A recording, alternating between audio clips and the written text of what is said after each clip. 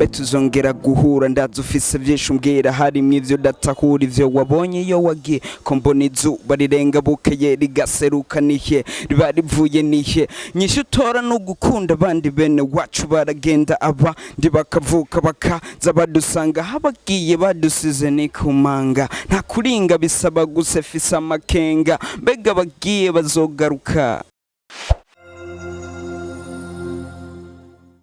Kazi bakunzi ba K9 TV mu biganiro vyacu atuma twashikiriza durana batandukanye batwiganira kujye n'ubuzima bwabo n'ingene bakora nivyo bari kwashikako mu kazi kabo kamisi yose kuno mwanya tukumwe no umuririmbyi umusitari muramubona cyane imbere ya kamera zacu ingene yiteguye neza cyane bwaba yagire vyinshi kuri bishasha afise na cyane ndetse anatwibutse kuri kuvyamaze kugerako kungana ariko arakora kungana yakoze nivyo ariko arashaka gushika ko muri siri imbere ni Mnif Jimbo. No kuzina navuze neza. Nitwa nifasha methode niho havuye Mnif Jimbo. Yeah. Jimbo naryo cyaje gute? Bo Jimbo ni kirungo kera bashira mu vyo kurya mu fungurwa zikaca ziryoha cyane. Rero Jimbo ni kirungo shira mu muziki wanje muri flow zanje zikaca ziryoha cyane. Mnif Jimbo aka umuragwa wa Tupac. Ya murago wawe dueko gatoyi twumvishe kuko hariho nakarimbo gashasha kameze bien ducishirizeko. Yeah. Betuzongera guhura fise vyinshi no kubwira harimwo ivyo ntatahura no kubona waragiye betuzongera guhura ndaza ufise vyinshi umbwira harimwo ivyo datahura ivyo wabonye iyo wagiye ko mbona izuba rirenga bukeye rigaseruka nihe riba rivuye nihe yagarukiye riba ryatashe kuryama canke kwakira abandi vyibaze nyinshi utora no gukunda abandi bene wacu baragenda aba ndi bakavuka bakaza badusanga habagiye badusize ni kumanga nta kuringa bisaba gusefisa amakenga mbega bagiye bazogaruka. Jimbo kwera iki nijyari? Bo ni kwera ko ngaha kwisi tubaye ko tugenda tubura abagenzi abavukanyi nko ku Rwanda rwanje meruka kubura mwene wacu. Yeah. Nuvumengo si nyene sindabitahura ni condoléance kandi mugabo ntakundi reka tumusabire azosangire nizukane na Yesu. Ama icyatumye rero nandika iyo ndirimbo no kubera ko namanje kuyumvira kuri ico kintu ugasanga umuntu mwaragendanye kenshi umuntu mwarasangiye umuntu donc mwarahuriye mu bintu vyinshi bitandukanye mugabo hakagera umwanya akigira akagusiga wenyene ngaha rero bica bituma nibaza ico kibazo ati nijyari nzosura guhura nawe nabuze yaba papa je na papa mfise na mama numva ndashobora kwibaza nijyari tuzosura guhura nabo ndababwire ivyo nasigaye ndabona ngaha kwisi nabo bambwira ivyo babonye iyo bagiye n'abari ko baradukurikirana ngaha ntihabuze abamaze kubura nk'umugenzi wabo canke undi muntu wese ndazi ko ico kibazo bagifise nabo bakibaza ati mbe tuzosura guhura n'uwo muntu. Indirimbo rero wayigize nka kimwe mu gice cy'ubuzima bwawe? Indirimbo yanje mu bisanzwe harimo ubuzima bwanje harimo n'ubw'abandi kuko ico ni kibazo abantu bose bibaza. Ndibaza ko nawe wewe ico kibazo uragifise habuze n'umuntu umaze nawe yo bari umugenzi canke uwundi muntu utazi niyo ugiye muri Facebook gusa ukabona rest in peace nibaza yuko ujya ni abari mwene wanyu ajya bari mushikawe ujya barinde rero tegerezwa kwibaza ati nijyari tuzosura guhura. None iyi ndirimbo bivanye n'ame emotion wayandikanye vyaroroshe?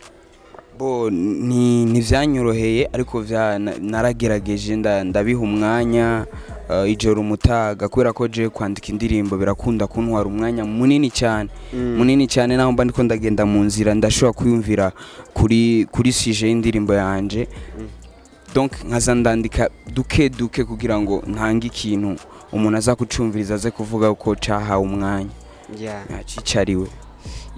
So Jimbo iyi ndirimbo none ko uyisohoye ubu urapanga gusohora iyindi vuba canke ucumaza gutekana gatoya? Indirimbo nibaza yuko nuko haciye hacamo ibintu vy'ingorane ndagwaza grand frère wanje iki nandiho video twatanguye gushutinga ariko bica biba ngombwa ko ndayihagarika kugira ngo manze ndabe ko donc noba hafi ya grand frère mu bihe bitari vyiza yararimwo ariko nibaza yuko video ninasura kuronka utugufu udutege kubera ko poho mama intege si nyinshi sikirenga kandi ndabasaba abakunzi ba bansengere bambe hafi kugira ngo turabe ko mu misi za video yoboneka ino ndirimbo video yoboneka so reka tuve ku ino ndirimbo umva ko ifise na kahise ifise ni twavuga intango atari nziza gose yako umuntu nivyo dutegereza gucamwo tuje ku bindi bikorwa vya ducizaho kimwe mu bikorwa vya byo hanyuma indirimbo nakoze muri kahise ni nyinshi cyane sinzi iheruka yari indirimbo yitwa ntimwibona ubwana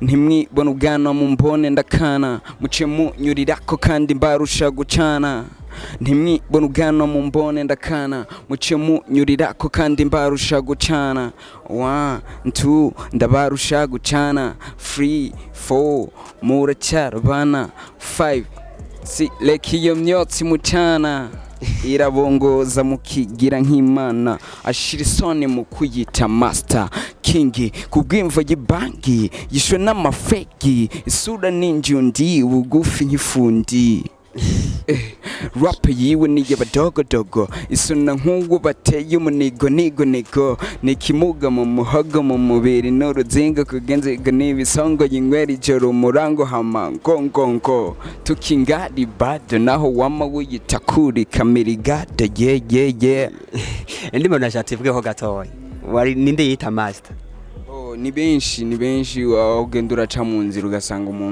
umuntu wese naho avyuse mu gatondo yita master naho avuze mu gatondo akiyita nyine kibirengeye ndazi ni mu muziki washatse kudomako canke ni mu muziki vraiment ni mu muziki ugasanga nyine umuntu ariko ari amazina atamubereye kandi iyo ngwara abo basani barayigwaye cyane bazoyireke kubera ko siziza baca umugani mu kirundi hakwishira hejuru hashigwa n'abandi sivyo we kora akazi iryo zina ushaka bazoriguha abafana barafisa amaso barafisa amatwi barumviriza ibikorwa abaririnzi b'abarundi batanga rindira rero baguha izina ukwiriye none nk'ubu wasohoye indirimbo nk'iyi urasubira gucana uwaka n'abasani na cyane uko nk'uwahora yita akazina aca ko akazina nk'abo yita master bita ba king baruvuze muhuye murashobora kurabana geza mu bisanzwe ukuri kurababaza kwama kubabaza cyane mugabo ni wandaba nabi ndakubwiye ukuri ntaco bitwaye hari uhava yibaza ati nawe bababwize kubera ishari nta nzigo nimwirimwo kuko nibaza yuko abari mu nzira yo kumukebura kumubwira ati brother ngaha urashobora guca ngaha kugira ngo ushike ngaha kubera ko mu buzima dutegerezwa donc guhanahana ivyiyumviro umaze kuba umwansi rero yo guhabwa ivyiyumviro na mutoyi wawe canke mukuru wawe ubuzimiye cyane so mu byakurikiye mu nyuma y'ino ndirimbo nta kabifu waronse ahantu nta muntu yahubwiye mu bisanzwe bavuga ngo utereye ibuye mu mwijima ubukomye induru niwe riba ryamfashe sivyo rero hari wakwishuye mu bisanzwe abanyishuye bariyo mugabo mu kunyishura no kwidoga gusa nta numwe araje muri studio ambwira ati Mnif Jimbo ngaha wavuze vyo canke ntiwavuze vyo baratinya cyane bapfana ubwo mugabo nta kibazo nimba ko nawe bimwe byo vuga ati byo kwishira hejuru babagize ati wibaje ko bagutinye ntibaza ko ugira uti nawe umuntu avagira ati urishimye kubera bidoze bakavugira mu ntamatama kandi umuririmvyi ntakwiye kuvugira mu ntamatama akwiye kuja muri studio akavuga bikaboneka so tugaruke ku bijanye twako tuvuga muri rusange ivyo umaze gukora n'ivyo uri kurakora muri kazoza hari ruhande ya video uri kurategura ya niryari nibaza yuko jewe ndafise ama projet menshi ari muri studio, yaba ama audio, yaba ama video, novuga ko muri crew nsanzwe ndimo ya rap business hari igikorwa vuba cyane kigiye gusohoka. Nsaba n'abakunzi b'umuziki ndundi kubandanya badushigikira, kubandanya baduha amaso n'amatwi, ibikorwa nibaza ko bizokwivugira byonyine. Be ni rap business ni group chain management mbega?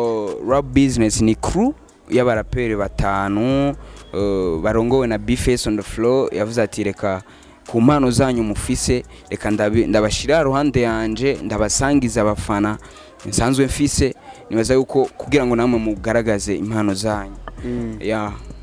So mukoze igikorwa mugikorera hamwe nk'abashikiwe na Bface, muzokorera hamwe muri kunkane na Bface? Ego nibaza ko buri mwaka hama hasohoka igikorwa kivuye muri iyo crew, twese turi hamwe.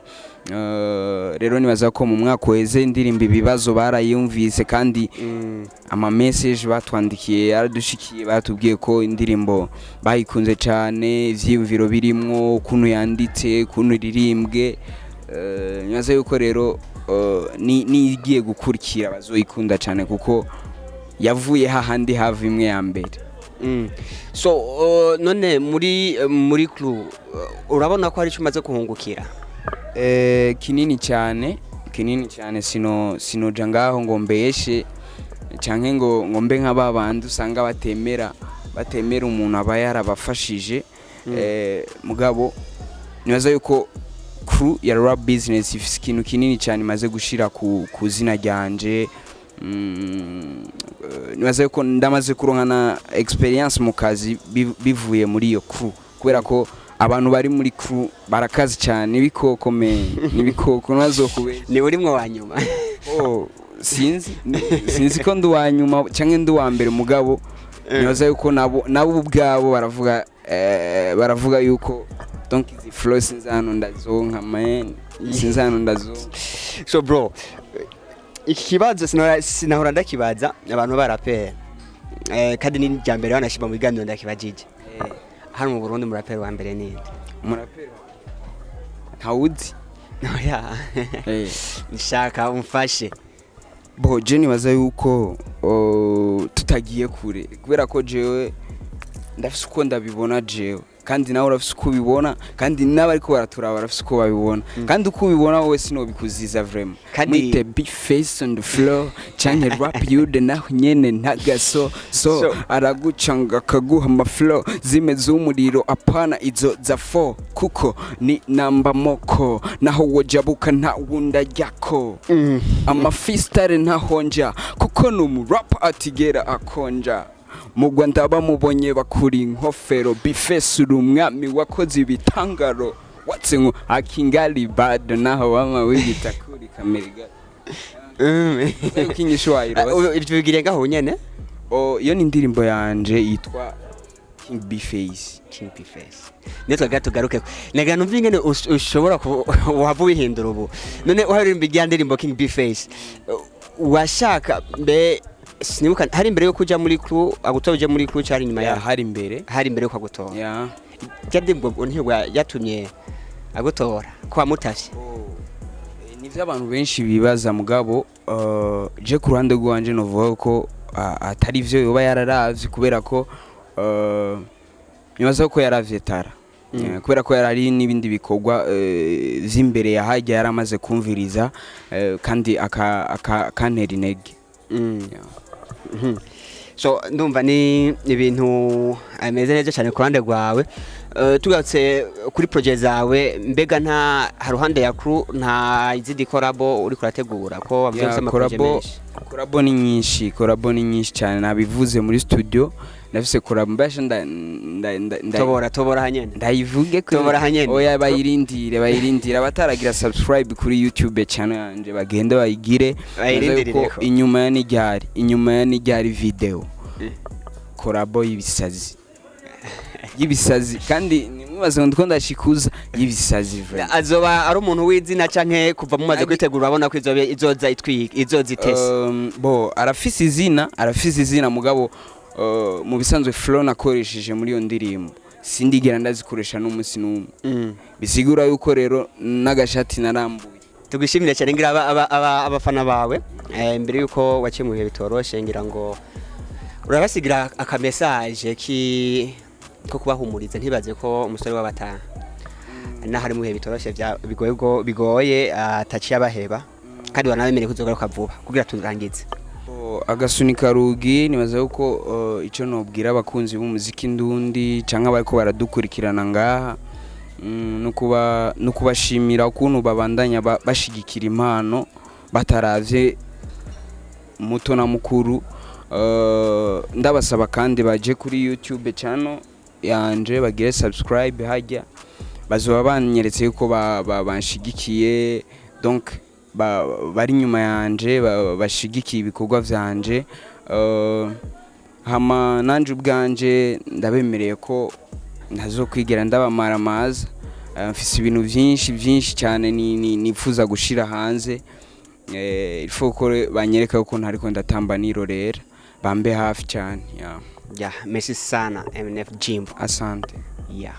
Nuko bakunzi ba K9 TV kaze kandi ganiro tweko tugirana na Mnif Jimbo ni hano garukiye mwandanye mukurikirana ibiganiro byacu mugira subscribe mu kurikirana ivyo tubashikiriza byinshi byiza bashika kunyota. Ciao.